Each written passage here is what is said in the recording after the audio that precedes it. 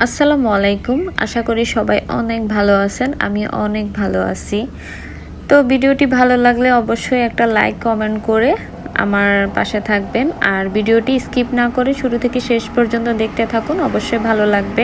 আর আমার চ্যানেলটি যদি সাবস্ক্রাইব করে না রাখেন তাহলে অবশ্যই আমার চ্যানেলটি সাবস্ক্রাইব করে আমার পরিবারের একজন সদস্য হয়ে যেতে পারেন। তো এখন হচ্ছে সকাল 11টা। আজকে সকালে তেমন কোনো নাস্তা করিনি, আর এটা হচ্ছে দুপুরের রান্না। সকালে শুধু ওষুধ খেয়ে 2টা রুটি খাইছিলাম, আর পরে আর ক্ষুধা লাগে নাই, তাই ভাত খাই নাই। কালকে রাতের হচ্ছে ভাত আছে, ভাত তরকারি দুটোই ছিল, যার জন্য সকালে কোনো নাস্তা বানাইনি। এর জন্য হচ্ছে সকালবেলা একটু ঘুম থেকে লেটেই উঠছিলাম।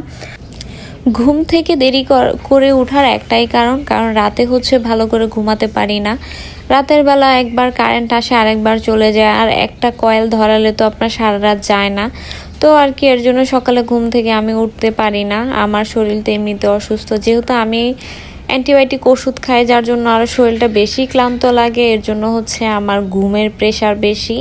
আর সকালে যখন 6টা বাজে তখন টাইম দেখি আর বলি 7টা বাজে উঠবো। 7টা যখন বাজে তখন বলে আরেকটু পরে উঠবো। আরেকটু পরে উঠতে উঠতে 9টা বেজে গেছে।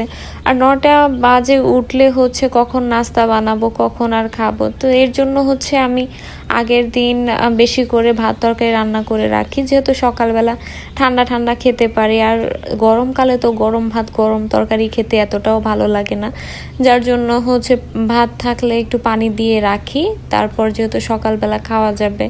তো আমি হচ্ছে আজকে সকালে তেমন কোনো কিছুই খাইনি, শুধু মেডিসিন খেয়ে 2টা রুটি খাইছিলাম। আর এই রুটি খেয়ে হচ্ছে এখন দিনের 12টা বেজে গেছে প্রায় রান্না করতে করতে আমার। তো রান্না করতে করতে এদিক দিয়ে আমার এক মামি শাশুড়ি আসছিল, ওনার সাথে গল্প করতেছিলাম। উনি বসেছিল আর ওনার একটা মেয়ের কথা বলতেছে যে অনেক বড় হয়েছে, ক্লাস 9-এ পড়ে, একটু কাজকাম করে না। তারপর বললাম এত জ্ঞান নেই, এর জন্য করে না। যদি জ্ঞান থাকতো তাহলে অবশ্যই মানুষ পড়াশোনার পাশাপাশি অনেক কিছুই করে, যেমন মা থাকলে মাকে হেল্প করে, কিন্তু অনেকেই আছে আপনার করে না, কেমন যেন থাকে। তো এইদিকে রান্না করতে করতে মামি বলতেছে মামিও নাকি রান্না করবে, তো এর জন্য মামি চলে গেছে। তো আজকে হচ্ছে আমি রান্না করতেছি ভেন্ডি দিয়ে, মাছ দিয়ে, আর হচ্ছে কাঁকরোল ভাজি। তো কাঁকরোলটা হচ্ছে আমি আগে এতটা পছন্দ করতাম না। আমাদের বাসায় আম্মু হচ্ছে তরকারি রান্না করতো, তো তরকারিটাও আমার তো ভালো লাগতো না। তো এইভাবে ভাজি করে খেতে খেতে কেন জানি একটা অভ্যাস হয়ে গেছিলো। আর আজকে 2 পিস মাছ ছিল, 2 পিস মাছ দিয়ে হচ্ছে ভেন্ডিটা রান্না করব। তো রান্না শেষে হচ্ছে আমার অনেক গরম লাগতেছিল, তো ভাবলাম লেবু যেহেতু আছে একটু শরবত করে খাই। গরমকালে আমার শরবত আর চা এই 2টা না হইলে চলে না। আমি ভাত না খেয়ে থাকতে পারি, কিন্তু শরবত আমার বা চা খাইতে হবে। শরবতটা কেন জানি আমার অনেক ভালো লাগে। তো ওই দিন হচ্ছে বলতে বলতে একালি লেবু আনছে, এই লেবু দিয়ে হচ্ছে শরবত খাইতেছি। তো এখানে হচ্ছে রান্না শেষে কিছু প্লেট বাটি ছিল, ওইগুলো ধুয়ে আসতে না আসতেই একজনে এসে ডাকতেছে ভাবি ভাবি। তারপর বললাম কি, তারপর বলতেছে দেখেন অনেকগুলো আম পাঠাইছে, এগুলো দিয়ে বলছে ভর্তা বানায় দিতে। তারপর আমি বললাম লোক কয়জন, সবগুলো আম দিয়ে ভর্তা বানাবো নাকি, এখানে প্রায় 1.5 কেজি আমের মতো আছে। তারপর বললো আপনি আন্দাজ মতে বানান আর আপনাদের জন্য বানায়েন। তারপর আমি বললাম আচ্ছা ঠিক আছে। তারপর আমিও তো জানি না লোক কয়জন আছে, এর জন্য আমি হিসেব করে নিতেছি। তারপর আর কি, এগুলো এখন হচ্ছে ছুলে আমার ভর্তা বানাই দিতে হবে। এদিক দিয়ে হচ্ছে আবার আজান দিয়ে দিচ্ছে, দুপুর হয়ে গেছে।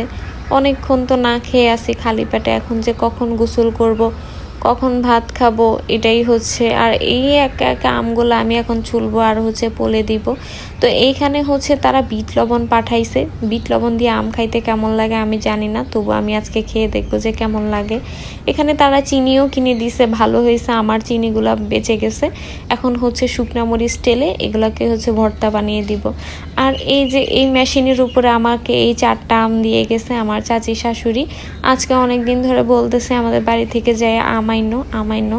আম বেশি ধরে নাই এবার, এদিকে সবার গাছে আম কম ধরছে।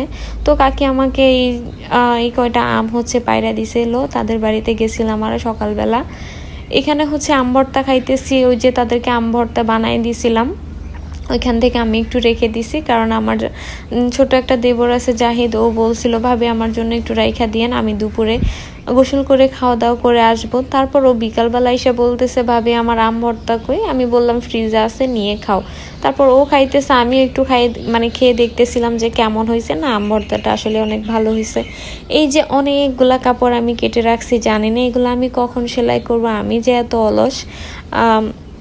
সেলাই করতে কয়দিন লাগে তাও জানি না, এগুলা কেটে রাখতে আজকে 3-4 দিন হবে।